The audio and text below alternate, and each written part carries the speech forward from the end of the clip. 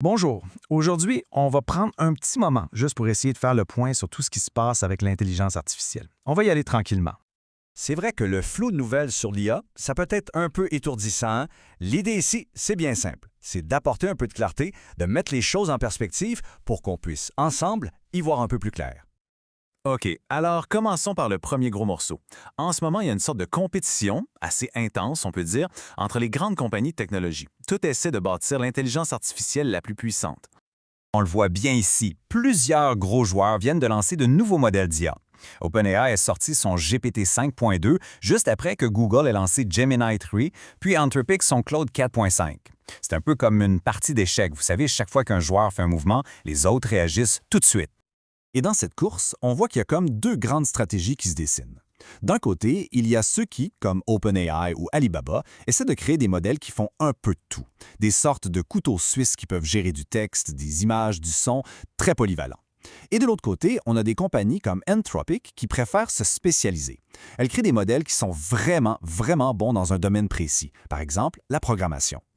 Bon, maintenant qu'on a vu cette course un peu théorique, on va voir comment cette technologie commence à avoir des effets très concrets, que ce soit dans les entreprises, les gouvernements et même dans les relations entre les pays.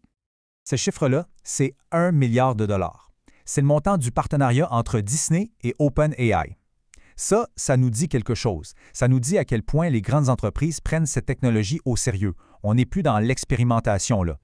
Alors, le cœur de l'affaire ici, c'est ce qu'on appelle la propriété intellectuelle. Pour une compagnie comme Disney, ça veut dire protéger ses personnages. Et ce qui est fascinant, c'est que d'un côté, Disney donne la permission à OpenAI d'utiliser ses personnages, et la même journée, Disney accuse Google de les avoir utilisés sans sa permission. C'est une stratégie sur deux fronts, en quelque sorte.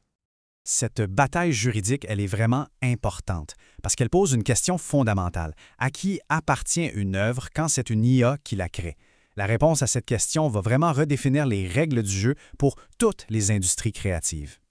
Mais le conflit ne s'arrête pas aux questions de droit d'auteur. Il y a aussi une lutte à l'échelle internationale pour le matériel, pour les puces électroniques qui font fonctionner ces IA. C'est une histoire un peu compliquée, mais si on la décompose, ça donne ça. Premièrement, les États-Unis interdisent à la Chine d'acheter leurs meilleures puces d'IA. Deuxièmement, une entreprise chinoise aurait trouvé une façon de contourner ça en utilisant des centres de données secrets.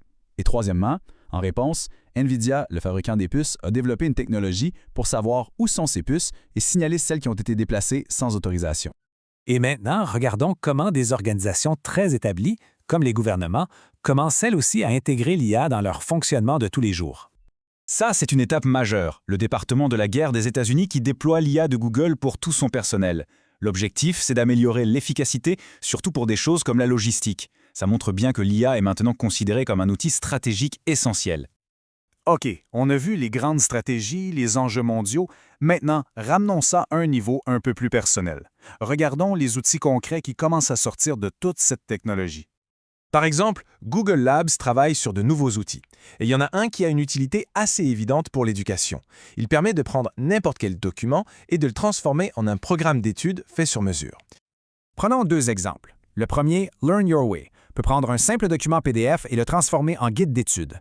Imaginez prendre un rapport très long et le découper en petites leçons claires. Le deuxième, c'est un agent de recherche amélioré qui est conçu pour trouver de l'info de façon plus rapide et plus précise.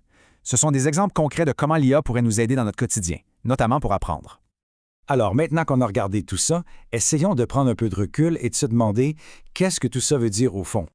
Si on devait résumer, il y aurait trois grandes idées à retenir. Premièrement, la compétition s'accélère et ça pousse le développement très vite. Deuxièmement, l'IA est en train de s'intégrer un peu partout dans notre société.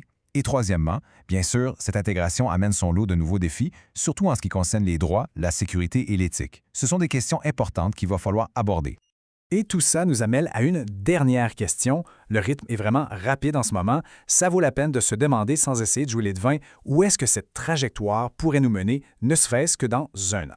Merci d'avoir pris le temps avec moi pour démêler un peu tout ça.